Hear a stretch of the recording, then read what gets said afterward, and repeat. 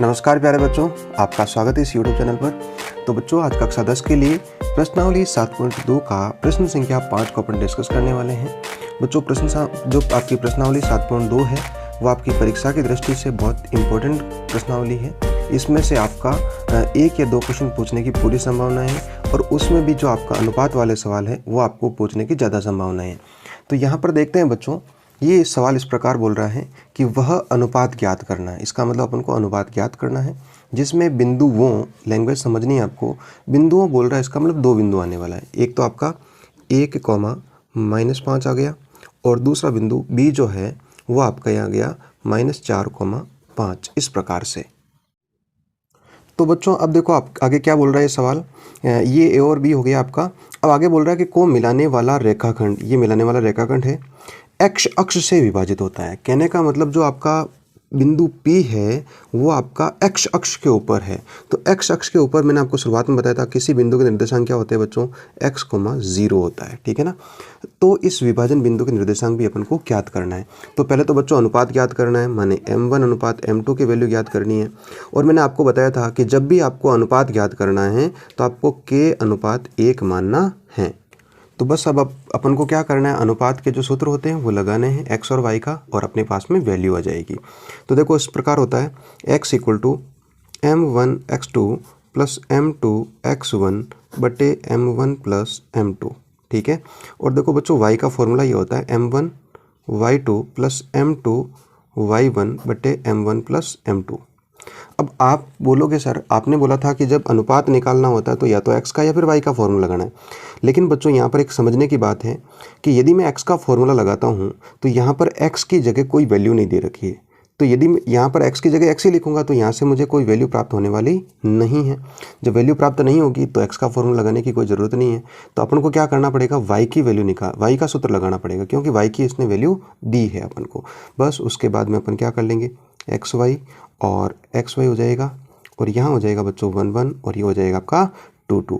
तो y के स्थान पर आपका 0 है, 0/1 लिख देता हूँ। m1 मैंने k मान लिया, गुणा y2 आपका 5 है, प्लस m2 कितना बच्चों 1 है, गुणा y1 कितना है आपका -5/k + 1, इस प्रकार से, ठीक है ना बच्चों। तो अपन समझ लें इसको थोड़ा सा। यहाँ हो जाएगा आपका 0/1, k को 5 से गुणा किया तो 5k हो गया बच्चों, प्लस को माइनस से गुणा किया तो माइनस, 1 को 5 से गुणा किया तो 5/k + 1, ठीक है ना बच्चों। अब क्या करेंगे, वज्र गुणा करेंगे बच्चों। 0 का इससे गुणा करूंगा तो 0 हो जाएगा, और 1 का गुणा इससे करूंगा तो यही वापस आ जाएगा मेरे पास, 5k - 5 = 0। तो यहाँ से k की अपन को वैल्यू निकालनी है। तो 5k = 5 और k बराबर हो गया बच्चों 5/5, माने 5 का भाग 5 में दूंगा तो 1/1। तो अपने पास में जो अनुपात है वो अपने पास में क्या आ गया, 1:1। तो इसका मतलब हो गया m1 भी 1 है और m2 भी क्या है बच्चों, 1 है। अब अपने से बोल रहा है कि इसका निर्देशांक भी निकालना, माने x की वैल्यू भी निकालनी है। तो ठीक है, x की वैल्यू भी निकाल लेते हैं। तो अपन को क्या करना पड़ेगा, x का सूत्र लगाना पड़ेगा, और x का सूत्र मैंने आपको बताया था, x = m1x2 + m2x1 बटे m1 + m2। x की वैल्यू निकालनी है, m1 अपना कितना बच्चों 1 है, गुणा x2, यहाँ से देख लेते हैं अपन, x2 जो है वो -4 है और x1 आपका कितना है 1 है। x2 कितना है बच्चों -4, प्लस m2 का 1 ही है, और x1 की जो वैल्यू है वो आपकी कितनी है 1 है, बटे 1 + 1। तो x बराबर हो गया बच्चों, 1 को 4 से गुणा किया तो 4, प्लस को माइनस से गुणा किया तो माइनस, प्लस 1 को 1 से गुणा किया तो 1, और 1 और 1 कितने हो गए बच्चों, 2 हो गए। अब बात करते हैं बच्चों, ये -4 और प्लस का 1 है, तो अलग अलग चिन्ह तो क्या करेंगे, घटाएंगे बच्चों। तो -3/2, x की वैल्यू अपने पास में कितनी आ गई बच्चों, -3/2।